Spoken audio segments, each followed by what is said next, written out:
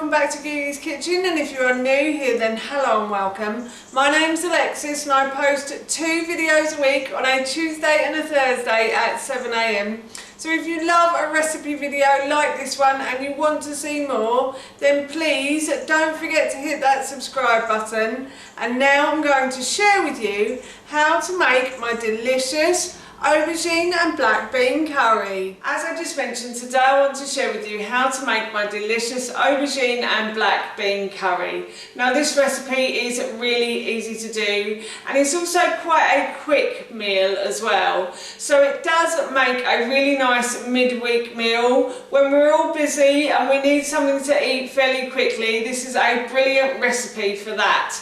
So I'm going to be making this for our dinner this evening, and of course while I was making it I thought I'd share the recipe with you. So here is how to make my delicious aubergine and black bean curry. To start the process, I'm going to put a large pan onto a high heat and I'm going to add a little bit of oil to the base of that pan, and I'm going to leave the pan to heat up. The onion has started to soften, so what I'm going to do is I'm going to add in my garlic now. So I have peeled and sliced 2 whole cloves of garlic, so I'm going to pop those into the frying pan, into the saucepan, as well, and I'm going to fry those until they start to go a lovely golden brown colour, and the garlic won't take as long as the onions did to fry. I'm just going to turn the heat down slightly as well because it's getting a bit too hot.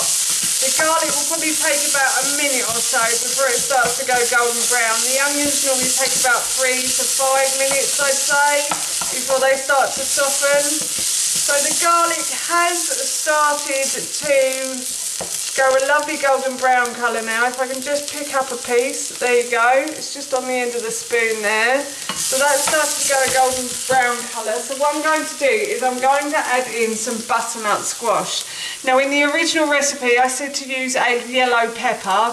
Unfortunately I don't have any yellow pepper, so I've decided to use up this spare bit of butternut squash that I had in the fridge. So I'm going to add that in.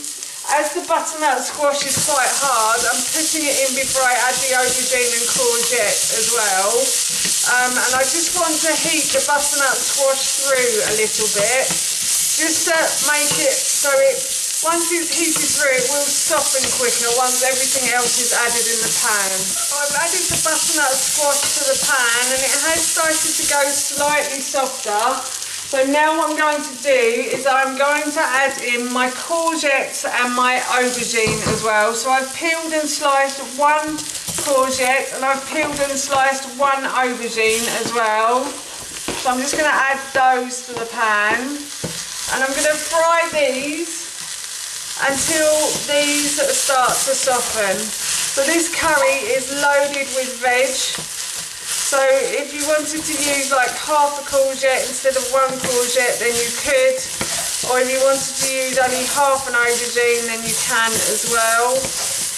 I know a lot of people who don't like aubergine, but I absolutely love it. I think it gives food a kind of meaty flavour, if that makes sense.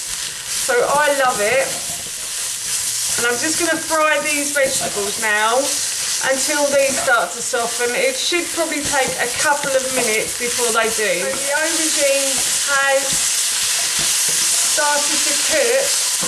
So now what I'm going to do is I'm going to add in my spices. So I'm going to add a teaspoon of garam masala or thereabouts, a teaspoon of mild chili powder as well, and I'm going to add in some dried mixed herbs. Now you are meant to add in ground cinnamon, but unfortunately I don't have any ground cinnamon, so I'm going to have to use a cinnamon stick at the end.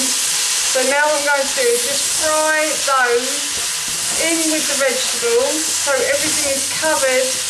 All of the herbs and spices are covered in the vegetables cover the herbs and spices. The herbs and spices are covered in the vegetables. Does that make sense? Yeah, I think it does. Yeah, anyway, so I'm just going to stir this round And then I'm going to add in my tomatoes now. So I've got 2 tins of tomatoes here. So I'm just going to pour in as well. Like so. I'm going to stir those in. And then I'm going to add in my black beans now as well. So I'm going to add in, now I've used dried black beans, but you can use tinned if you want to. So in the original recipe I think I said to use 2 tins of black beans. I'm actually using about 200 grams of black beans today, so I'm going to add those in to the curry sauce as well. I'm just going to mix that round, and then finally I'm going to add in my cinnamon stick, and I'm going to bring everything to the boil again. Add in my cinnamon stick like so, and I'm going to bring everything to the boil, and then I'm going to leave this to simmer for a really long time, probably I'd say about 30 minutes or so. And then I shall cook some quinoa. You can have this with rice or millet, or what else have we started? Buckwheat as well we've started to have now. So you can have this with any grain you fancy really. So yeah, I'm just going to bring this to the boil, as I said, and then I'm going to leave it to simmer for about 30 minutes. Or I'm going to add in my salt and pepper as well. So I'm going to add in a little bit of pepper and a little bit of salt as well, and that's salt and pepper to your taste. You can add it, you can leave it out if you don't like it in there. So yeah, so I think this has come to the boil now, so I'm going to leave this to simmer, and I shall be back in about 30 minutes. So as you can see, I've left the curry on the hob to simmer away. It smells delicious, I have to say, it smells really nice. And now what I'm going to do, I'm going to still leave it there while I cook some quinoa. The quinoa has cooked, so the last thing for me to do is to add in just a handful or 2 of spinach. And I'm just going to mix that round until it wilts down in the pan. And then I'll probably add a little bit of yoghurt to the curry, and that is our dinner done. Finally, I'm just going to add a little bit of yoghurt to the top of the curry just to make it a bit more creamy, and I'm going to mix that in a little bit, and I'm just going to try a little bit of the curry, see how it tastes. It smells so good, so I'm just going to try it now. That's how you make my delicious aubergine and black bean curry, and that recipe I will link in the description box below for you. As I always say, this smells and tastes so good, I can't wait to eat it. So for now, that's it from me. Thank you so much for watching. Please feel free to give me a big thumbs up if you enjoyed this video, and please feel free to leave any comments below, and please don't forget to hit that subscribe button. See you all soon. Bye!